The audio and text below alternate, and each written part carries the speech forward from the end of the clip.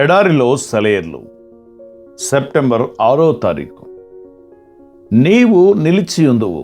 హెబ్రీయులకు రాసిన పత్రిక 1వ అధ్యాయము 11వ వచనం. చాలా ఇళ్లల్లో ఒంటరి మనుషులుంటారు.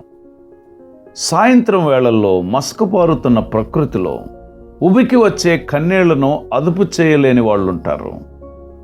కానీ వాళ్లకు కనిపించకుండా వాళ్ళ దగ్గరే ఒక వ్యక్తి ఉన్నాడు. ఆయన ప్రభువైన యేసుక్రీస్తు. అయితే ఆయన తమ దగ్గరే ఉన్నాడని వారు గ్రహించరు. ఇలా గ్రహించగలగడం ఎంతో ధన్యకరం.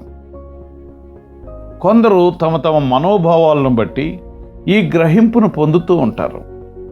వాతావరణ పరిస్థితుల మీద, ఆరోగ్య పరిస్థితుల మీద ఈ గ్రహింపు ఆధారపడి ఉంటుంది.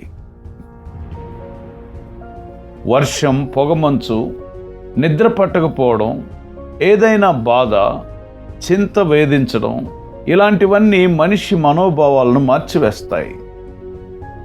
దేవుడు తమతో ఉన్నాడన్న దృష్టిని మసకబారేలా చేస్తాయి.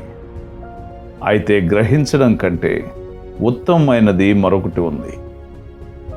ఇది ఇంకా దీవెనకరమైన బాహ్య పరిస్థితుల ప్రభావం దీని మీద ఉండదు,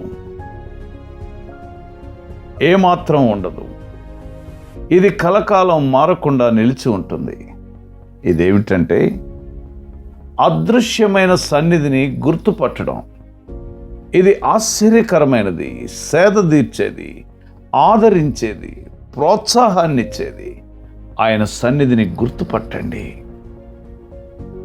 దేవుడు ఇక్కడే మనతోనే ఉన్నాడు, మన దగ్గరలోనే ఉన్నాడు, వాస్తవంగా ఉన్నాడు. ఆయన సన్నిధిని గుర్తుపట్టడం, గ్రహించగలడం మనకు సాధ్యమైనదే. ఇది మనతో నెలకొని ఉండే ఒక సన్నిధి. అది ఒక విషయం కానీ, ప్రకటించే అంశం కానీ కాదు. ప్రభువు మనతో ఉన్నాడు. నీకు కన్నీళ్లు తెప్పించిన చెయ్యి ఏదైనా సరే, అంగలార్చే నీ జీవిత వృక్షం ఏ ప్రవాహంలో ప్రాతుకొని ఉన్నా సరే, ఆర్ద్ర హృదయుడైన స్నేహితుడు, సర్వశక్తివంతుడైన ప్రభువు అన్ని చోట్ల విలపిస్తూ ఉన్న ఆత్మలకు తోడుగా ఉన్నాడు. ఇది సంతోషకరమైన వార్త. గతకాలపు సంతోషాలు గతించిపోయాయి. ఒకప్పటి నా సంపదలు నావి కావు. ఆకలిగొన్న హృదయం ఆక్రోశించింది. ప్రభూ, నీవే కదా సదా నిలిచి ఉండేది. సేదతీర్చే ప్రవాహాలు ఎండిపోయాయి. ఆదుకునే స్నేహితులు లేకపోయారు. నిర్మలాకాశంలో మబ్బులు నిండాయి. ప్రభూ, నీవే సదా నిలిచి ఉండేది. నా బలం నశించిపోయింది. నా పాదాలలో శక్తి హరించుకుపోయింది.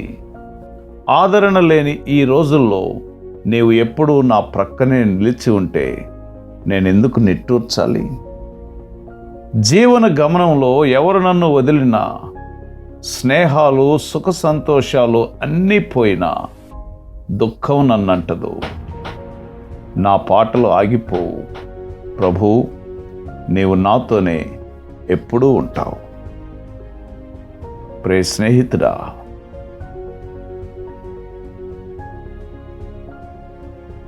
ఒంటరిగా సాయంత్ర సమయాల్లో మసకబారుతున్న వేళల్లో మీ గదిలో కూర్చొని ఉబికి వచ్చే కన్నీళ్లను అదుపు చేయలేని పరిస్థితుల్లో వేదన పడుతున్నారా? భయపడవద్దు. నీతో ఉండే ఒక వ్యక్తి, ఒక అదృశ్య హస్తం ఎప్పుడూ నిన్ను వెంబడిస్తుంది. ఆయనే ప్రభు అయిన క్రీస్తు. ఆయన సన్నిధిని గ్రహించగలిగే కృప, ఆయన సన్నిధిని గుర్తుపట్టగలిగే కృప పరిశుద్ధాత్మ దేవుడు నీకు అనుగ్రహించునుగాక. ఆమెన్.